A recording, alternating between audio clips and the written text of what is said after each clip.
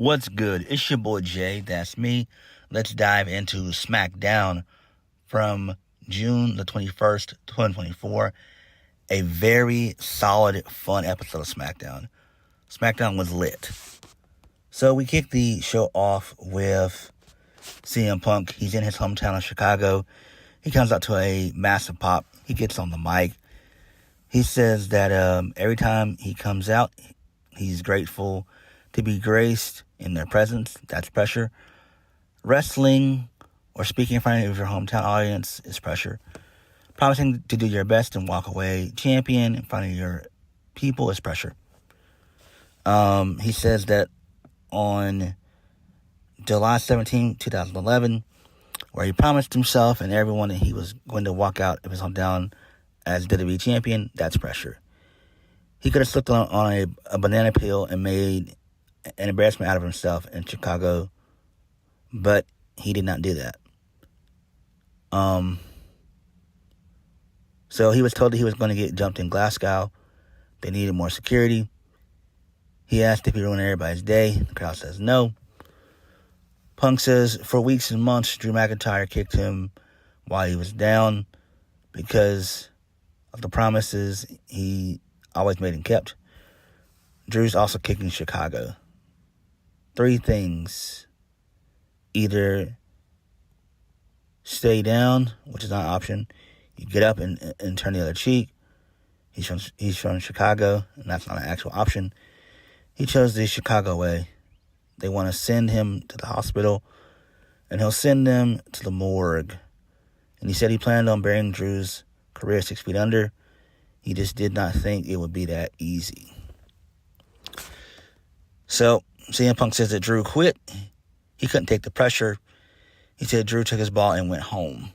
So then Paul Heyman comes out to a great pop.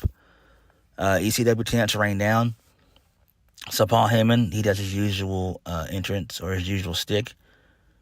He said he's not out here to disrespect CM Punk, of all people. He would never disrespect him. Paul Heyman says that he is hot outside, and when Punk opens a show, it's hot in the arena. Paul Heyman says that Punk sat next to his children when he was inducted into the WWE Hall of Fame. Despite being the wise man for the tribal chief Roman Reigns, Paul Heyman told the world that CM Punk was his best friend. He meant it then, he means it now. Paul Heyman says he's in an urgent situation. Paul Heyman asks Punk if he can get into the ring. CM Punk says, sure, you can get into the ring. He's the only one that can hijack his promo and get the fans to chant Roman Reigns. So Paul Heyman gets into the ring. They embrace. Paul Heyman says that he needed that. He said that he came out because driving in on the radio, they were listening to the radio, and they said that Chicago is CM Punk's hometown. And that pissed off Solo Sikoa because now Solo Sikoa has the head of the table. Solo wants every town to be his town. Paul Heyman says that the day he'll get medically cleared, whoever gets into the ring with Punk will learn that they're going to get in the ring with the best in the world. And if Punk does not get out of the ring right now, they're coming for him. So he tells CM Punk to get out of the ring right now, please. So the crowd chants, fuck you, Solo, which was great. Solo comes out along with Guerrillas of Destiny, Tama Tonga and Tama Loa. And Solo says that, tells Punk that if he wants to be on SmackDown, his show in his city, he has 2 options. 1, he has to pay respect to the bloodline, or 2, they'll make sure that Punk never gets cleared to wrestle again. And Punk asked Paul Heyman what favor Heyman would ask of Punk if Punk were to do him this favor. Paul Heyman tells him to take him with him. So Punk says that he acknowledges Punk says that he acknowledges the fact that he doesn't see the bloodline standing in front of him. He sees a bunch of fake-ass Usos and a phony cosplay Tribal Chief. So Paul Heyman leaves the ring. They're about to brawl, but Cody Rhodes comes out to make the save. He's got a baseball bat in hand. He's got two of them. He gives one to CM Punk. Then Cody tells Solo Sikoa that he thinks that he's the head of the table. Punk says, Cody says that he's already beaten one head of the table. Cody then challenges Solo to a match in the main event. So this is great. This makes sense. I love this. This was good. Really, really good stuff here. This was great. Excellent shit here. Excellent. This was fun. Moving on. So, Bianca Belair, she's backstage. She's stretching. So, Jade Cargill comes in. She tells Bianca that she'll speak to Nick Aldis about getting them a rematch for their WWE Tag Team Women's Championships after Bianca's match. Bianca agrees. Okay. Moving on. So, Cody Rhodes, he's walking backstage. He's stopped by Randy Orton and Kevin Owens. Ugh. I can't stand Kevin Owens. Randy Orton asked Cody if he's sure that he wants to face Solo tonight alone. Cody says he has to do this, and they shake on it. Orton walks away. Kevin Owens tells Cody Rhodes that he doesn't like it. They always have a plan. Cody says he's probably right, but he has a plan too. And Cody walks away. So this was pretty cool. Moving on. First match of the night. Chelsea Green. She defeats Michin, a.k.a. Mia Yim, and Bianca Belair to qualify for the Women's Money in the Bank, which was great. So Bianca Belair did the KOD. Chelsea Green threw out Bianca Belair and covered Michin for the 1, 2, 3. This was great. Again, I'm not a fan of this finish because they always do this, but it is what it is. But this makes perfect sense. I love the fact that Chelsea Green won. This kicks major ass. And her being in Money in the Bank is fun. So I do like this. I'm pretty sure we'll have the entire field set by the end of next week. So this was cool. I did enjoy this. And Chelsea Green is so good. And she also gets a loud pop as well for winning the match. That was great. Moving on. So Paul Heyman, he's backstage with Solo Sikoa. He looks scared out of his mind. Solo asks Paul Heyman if he wants to leave, and Paul Heyman says he does not. Solo tells him before he leaves with CM Punk, he needs him to mention to the rest of the bloodline something. Heyman says he'll take care of it right now. Solo says when Paul Heyman comes back, they need to have a talk. Okay. Moving on. So Kayla Braxton, she's backstage with Grayson Waller. Grayson Waller tells Kayla Braxton when he wins tonight, he'll go to Money in the Bank and win the ladder match for him and Austin Theory. So DIY's lame asses, they come in, who tell Grayson Waller that last week Grayson sacrificed his best friend. Then we hear some loud banging on the garage door behind them.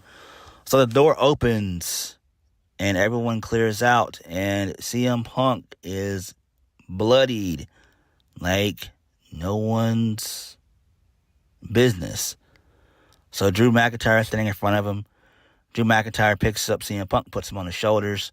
He walks towards the ring. Then Drew McIntyre then proceeds to drop CM Punk on the ramp. Then Drew McIntyre mocks CM Punk, going down on one knee. He grabs CM Punk's bracelet and puts it in his pocket. Nick Aldis comes out, who pushes Drew. Drew pushes him.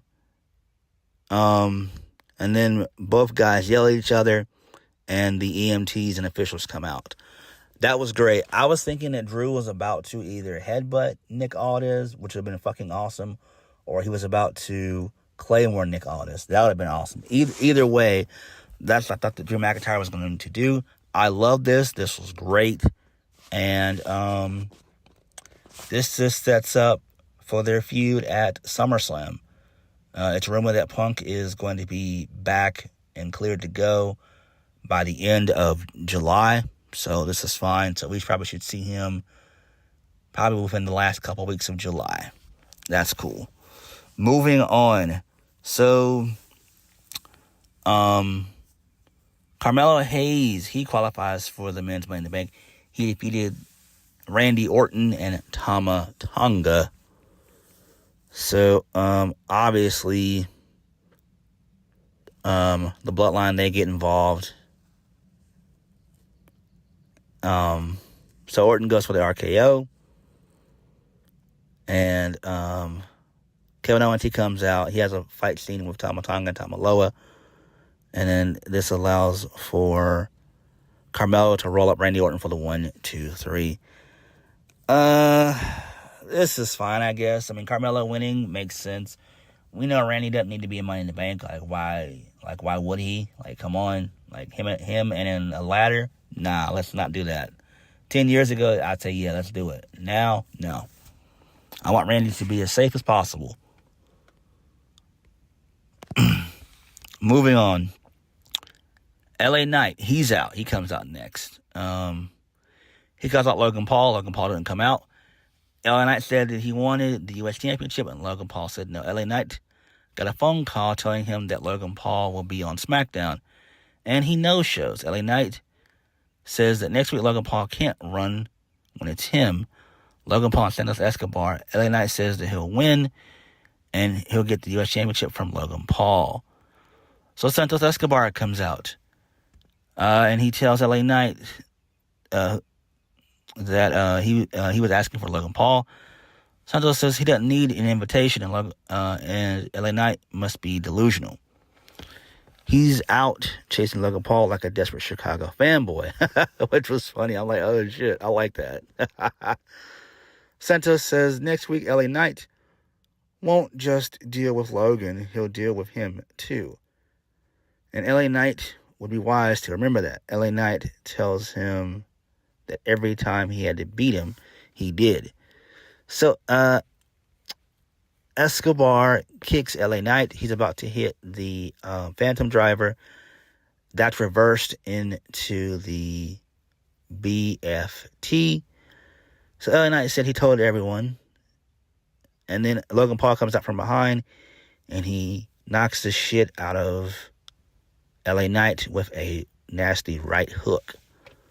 So this was great. And then he throws LA Knight into the ring post. And then he hits him again with another right hand. So this was great. I do like this. This makes perfect sense. Who wins next week? I have no idea. Probably LA Knight. That would be interesting for him to win. He already said if he does win Money in the Bank, he's going to cash it in on Logan Paul. Why not? Money in the Bank for the men seems kind of interesting. We'll see how the field plays itself out. But it's pretty interesting. So this is a great, promo segment involving LA Knight. This was great. Great shit. Great shit. So hopefully hopefully LA Knight defeats Logan Paul at SummerSlam. I think that's where all things are leading. Who wins Money in the Bank? I don't know. Moving on. Andrade, he defeats Kevin Owens and Grayson Waller to qualify for Money in the Bank, which is great. He got a great reaction. So Kevin Owens, he came out. He got attacked by Tama Tonga and Tamaloa. And then Randy Orton came out to make the save for an extent. And he told Kevin Owens, don't do it. Kevin Owens is like, nah, I'm going to fucking do it because I'm Kevin Owens. So, towards the end of the match, Grayson Waller, he DDT'd He DDT'd Kevin Owens on the outside, and he also hit a chop block on the Nia Owens. He was about to do the rolling stunner, but it's reversed into the message by Andrade for the 1, 2, 3. Andrade wins. Great shit here. I wish that Grayson Waller would stop using that damn stunner. Don't do it. But Andrade winning is a nice decision. It's a smart decision. Moving on. So, Michin, she's backstage. So my girl Tiffany Stratton, she comes in. She tells Michin that unlike her, she'll win her Money in the Bank match. Michin tells Tiffany that unlike her, she's not crawling towards Nia Jax for protection. So Tiffany then goes for a right hand. Michin blocks it, and then Tiffany hits Tiffany with a right hand. Nia Jax comes into play, and she hits Michin with a right hand. Okay, that's fine. That makes sense. Moving on. So Kayla Braxton, she's backstage with Drew McIntyre. Drew McIntyre tells her that he'll see her on Monday. Kayla Braxton mentions that CM Punk will stay overnight at a hospital for further medical evaluation. Moving on. So Solo Sikoa, he is backstage with Paul Heyman. And Heyman tells Solo he did what he asked him to do. He told Solo that Solo is breaking commandments. Paul Heyman tells him, remember that Roman told Heyman before he got on his plane after WrestleMania, CM Punk was off limits and no one would touch him. And then Solo tells Paul Heyman that he loves him. And then he says, Roman is not coming back. So Paul Heyman looks shocked and he's worried. And then Solo tells him he's sorry and then he walks out. So this leads us into our main event. Cody Rhodes versus Solo Sikoa. It ends by DQ because Tama Tonga and Tama Loa get involved. So outcome, KO and Randy Orton, they come out and they even the odds only for a minute. And then out of nowhere, my boy, the Samoan werewolf, Jacob fucking Fatu, comes out. And he super kicks all three guys. He spears Kevin Owens through the barricade. He also does a Samoan drop on the steps to Kevin Owens. He spears Randy Orton through the barricade. My bad. I didn't mean to get that mixed up. And then Cody Rhodes tries to get into the ring and has a little mini fight with him, only for a second. Cody Rhodes clotheslines Jacob Fatu. Jacob lands on his feet. He drags Cody on the outside. He slams Cody onto the ring apron. And then he throws Cody on top of the announce table, and he does a splash to the announce table, which is great. The crowd pops big for this. They say, holy shit, holy shit, holy shit. And Jacob gets into the ring with Solo. The two of them, they embrace. And Solo, Jacob Fatu, and Tama Tonga and Tama Loa, they all raise their fingers in the air. And Smackdown goes off the air. This was fucking great. I loved this shit. Jacob Fatu kicks ass. If you guys don't know anything about Jacob Fatu, look him up. He is one bad son of a bitch. This is awesome. I am down for this. Let's go. Sign me up. I am all in on Bloodline 2.0. Let's go.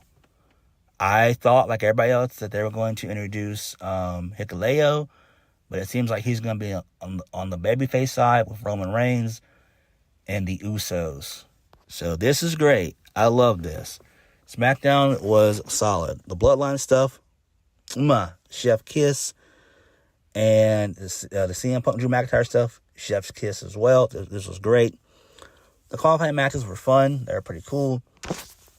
So SmackDown was pretty solid for the most part. Very solid stuff. Looking forward to next week. And this was great. But what did you guys think of SmackDown? Like, comment, subscribe. Peace.